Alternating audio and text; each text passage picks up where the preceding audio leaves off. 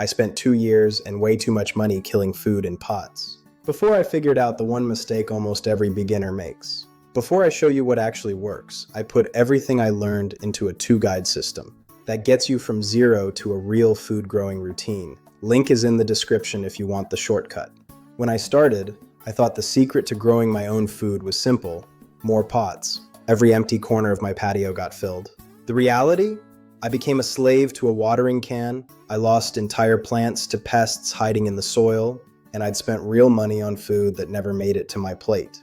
Now, I'm not telling you to throw out your pots. If you're renting, or all you have is a concrete slab, containers are still the only way in, and that's genuinely powerful. But if your goal is real food independence, not just a few pretty pots, there are 5 traps that will quietly drain your time, your money, and your motivation.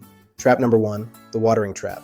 Small containers dry out in hours, not days. During a heat wave, that's twice a day watering just to keep things alive. Trap number 2, hidden pests. A plant can look perfectly healthy on top, while something underground is quietly eating every root it has. Trap number 3, the hidden cost spiral. Fresh potting mix every season, feed, replacement pots. Container growing quietly becomes one of the more expensive ways to grow food.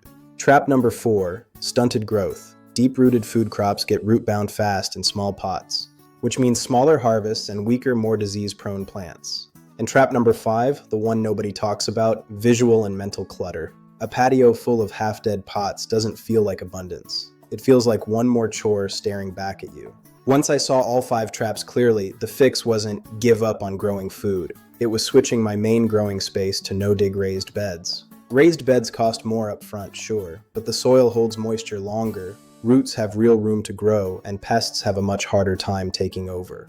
If any of these 5 traps sound painfully familiar, hit subscribe right now. Every week I'm sharing exactly what I switched to instead, no sugarcoating.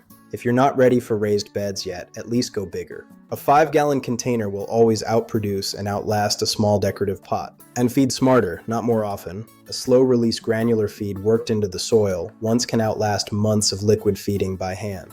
Here's what changed for me. Instead of fighting my garden every evening, I actually get to enjoy it. And instead of an empty pantry, I opened the door to jars I grew and preserved myself. That shift, from constantly babysitting pots to actually building a food system, is exactly what I break down step by step in the full guide. If you want the exact system, what to plant, when, how to preserve it, and how to stop losing plants to the same 5 traps, the full bundle is linked below, and it costs less than one bad grocery run.